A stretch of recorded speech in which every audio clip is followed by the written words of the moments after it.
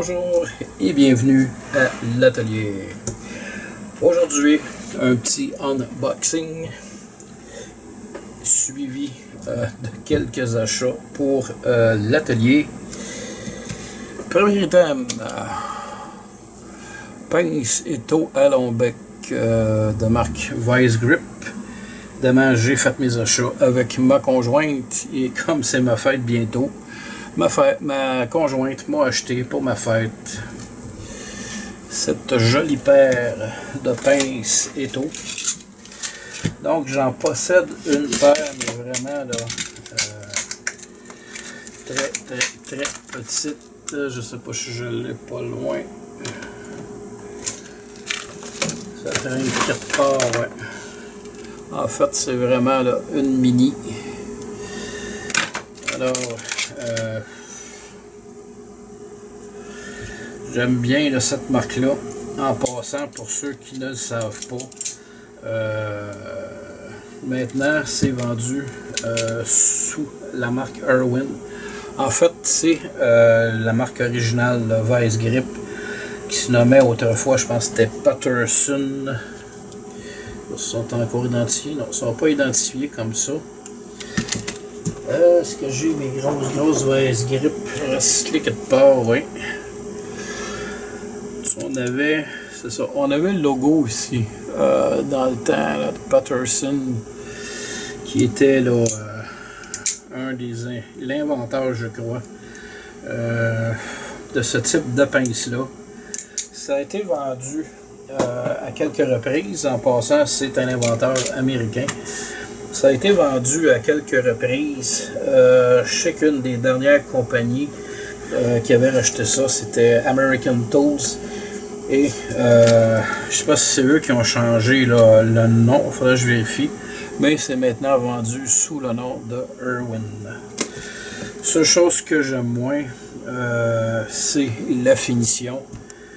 Mais bon, si on compare la qualité là, des outils d'il y a 20, 30, 40 ans avec la qualité de ce qu'on a aujourd'hui, disons que ce qu'on a présentement, c'est un peu de moins bonne qualité. Donc, pour certains de mes outils, je préfère aller dans ces marques-là. J'ai d'ailleurs quelques pinces de marque Channel Lock, qui est une marque américaine, qui est quand même entre, mettons, le moyen et le haut de gamme. Donc j'ai aussi là, quelques outils dans ces marques-là. Évidemment, pour certains travaux où j'ai pas nécessairement besoin d'une qualité extrême, Mastercraft, dans bien des cas, ça va faire l'affaire. Mais bon, un gros merci à ma conjointe pour la Vice Grip Irwin.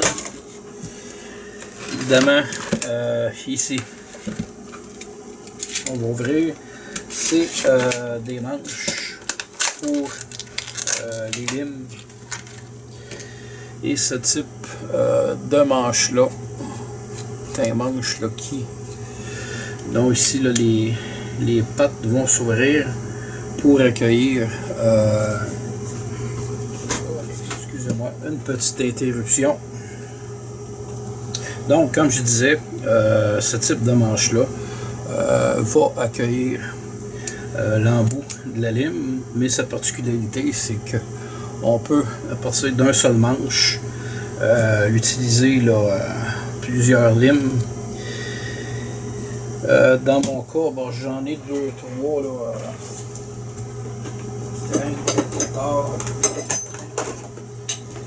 Et bon, je vous avais montré dernièrement, je sais pas si je vous avais montré, je avais fait la vidéo finalement. J'ai récupéré, ça c'était dans les vieux coffres là, que j'ai eu en héritage de mon père. Des limes qui étaient relativement rouillés, mais les sillons sont encore bons, ils sont pas maganés, c'est juste de la rouille de surface. Donc je vais les récupérer et prochainement là, je vais me monter là, un bain. J'avais tenté l'expérience déjà avec du vinaigre et ensuite un bain là, de petites vaches. saut dans la pâte si vous voulez. Et rapidement, ce qu'on s'est rendu compte, c'est qu'après plusieurs semaines, la rouille de surface se refaisait. Alors, soit que le procédé n'est pas super fameux, ou vraiment que ça va prendre un traitement additionnel sur la pièce là, pour la conserver. Mais c'est ce que je vais voir là, prochainement et tenter là, de récupérer ces deux limes-là. Donc, on a des manches de lime. Évidemment, des écrous de grandeur 1/4 que j'utilise régulièrement. Donc, une boîte d'écrous. Ici, des batteries.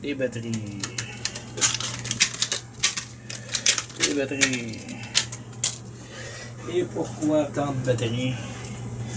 Évidemment, ce type de batterie-là, j'utilise régulièrement dans mes manettes là, de voiture. Et comme j'ai un système d'alarme bidirectionnel, disons que ça consomme beaucoup d'énergie. Donc en moyenne, une fois par mois, je dois changer les batteries dans ce bidule-là. Et pour ceux qui ajoutent ces batteries-là, généralement, si on ajoute ça dans les grandes surfaces ou encore en pharmacie, vous allez payer là, entre 9 et 10 $ là, avec les taxes, on approche le 11 $. Et chez un de mes fournisseurs, je paye tout simplement 4 $. Et avant la COVID, ce modèle-ci me revenait là, à 3 $. Donc évidemment, quand je vais, parce qu'il n'y en a pas toujours, il y en a disponible, j'en ajoute un lot de cette façon-là. Je m'assure de ne pas en manquer. Et c'est des batteries là, qui peuvent se conserver sur plusieurs années. Donc ça vaut la peine. Et ce que je faisais avant, c'était de les acheter en lot sur Amazon. Évidemment, là, je sauvais peut-être annuellement un bon 20 $ d'acheter de cette façon-là. Parce qu'à l'unité, là, ça revient très cher. Petit gadget ici que je vais vous montrer dans une autre vidéo éventuellement. C'est des trucs qui vont me servir à faire des tests. Et colis qui vient d'arriver de chez Poste Canada. On va ouvrir ça.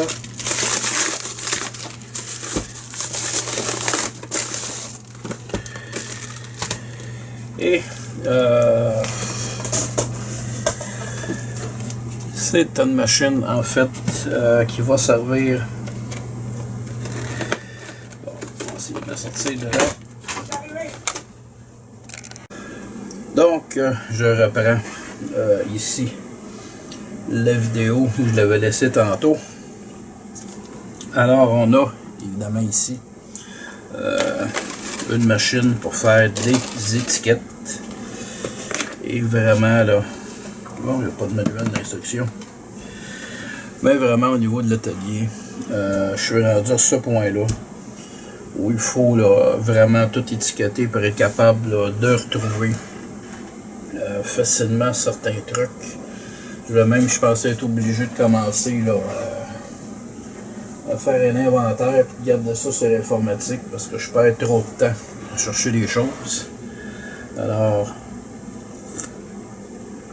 donc je vais faire mes étiquettes là-dessus et c'est les cartouches qui sont fournies. J'ai mon couteau pas loin.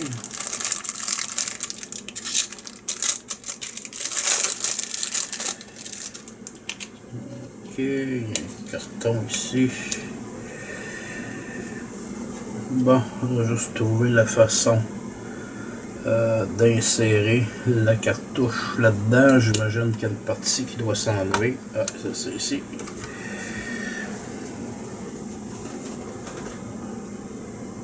Et de la façon que c'est conçu. Bon, ça ressemble pas mal à ça. Donc, on place la cartouche de cette façon-ci. 1, 2, 3, 4, 5, 6. Oh boy, 6 batteries. Là, ça me reste 100 stock.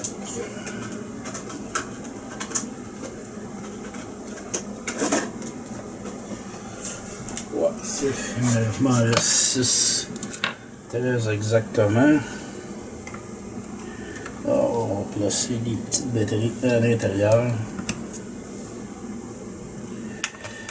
Je vais devoir renouveler mon stock de batteries. Dans ce sens-là. Ce sont des 3A, j'en ai plus. Des 2A, il m'en reste plus non plus. On va enlever le plastique. Et bon, rendu là, ben, c'est la programmation